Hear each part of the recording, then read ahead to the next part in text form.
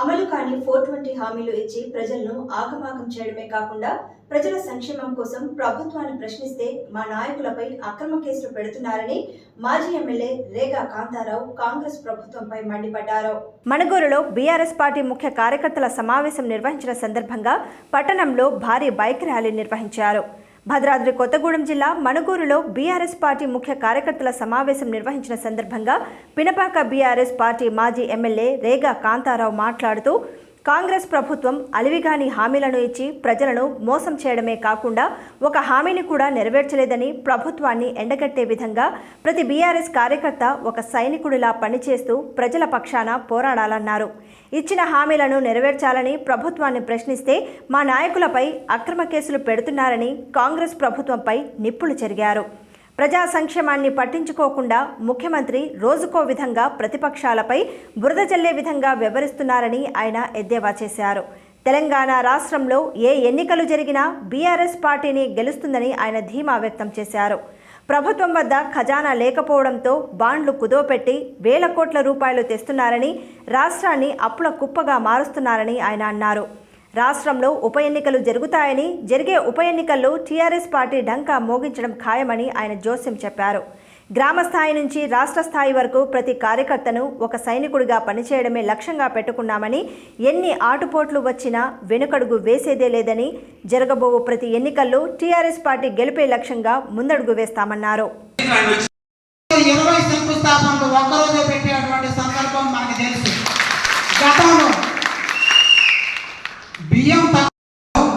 చాలా అభివృద్ధి చేశాం.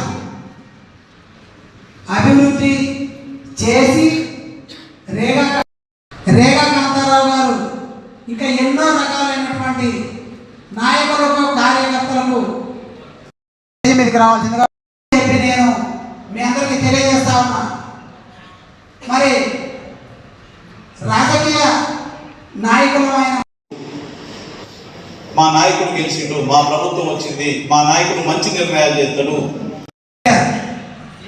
కొంతమందికి చూశారు, కొంతమంది చూడలేదు. కాబట్టి ఇప్పుడు ఈ యొక్క సమావేశం మండల పట్టణ సమావేశం ప్రశ్నించేటువంటి గొంతుకని అణిచివేయాలని చెప్పేసి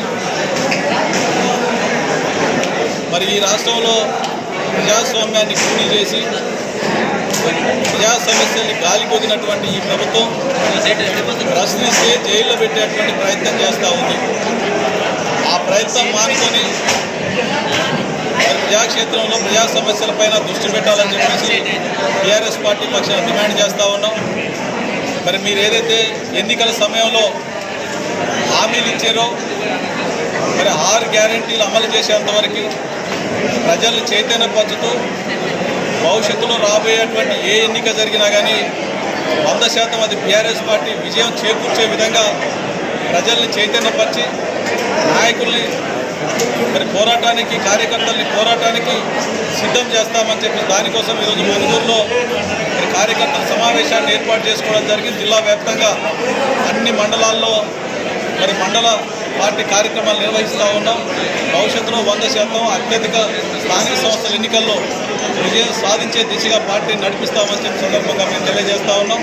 అదేవిధంగా ప్రజాక్షేత్రంలో ఏదైతే ప్రజలు ఇబ్బంది పడుతూ ఉన్నారో ఆ ఇబ్బందుల్ని ఖచ్చితంగా బీఆర్ఎస్ పార్టీ భుజస్కంధాల మీద పెట్టుకొని ప్రజల పక్షాన మేమంతా కూడా ఎప్పటికప్పుడు ఈ ప్రభుత్వం పైన పోరాటం చేస్తూనే ఉంటాం, ప్రశ్నిస్తూనే ఉంటాం. జైళ్ళు మాకేం కొత్తేం కాదు. మీరు జైల్లో పెట్టినా మీరు మా మీద ఎన్ని కేసులు పెట్టినా ఖచ్చితంగా పోరాటాన్ని ఆపమని చెప్పేసి సందర్భంగా హెచ్చరిస్తూ ఉన్నాం.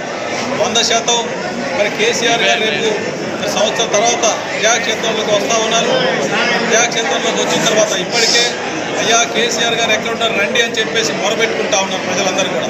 అంటే రేపు 100% బీఆర్ఎస్ పార్టీ అధికారంలోకి వస్తుంది. రేపు భవిష్యత్ కాలంలో ఖచ్చితంగా కార్యకర్తలు ప్రజలు ఎవరు కూడా అధైర్యపడాల్సినటువంటి అవసరం లేదు అని చెప్పేసి ఎవరైతే అబద్ధాలు మాయమాటలు మోసపూరిత వాగ్దానాలతో అధికారంలోకి వచ్చినో వారిని ఖచ్చితంగా నిలదీస్తాం, నిగ్గు తేలుస్తామని చెప్పేసి ఈ సందర్భంగా తెలియజేస్తూ సెలవు తీసుకుంటాం. జై హింద్, జై తెలంగాణ, జై కేసీఆర్.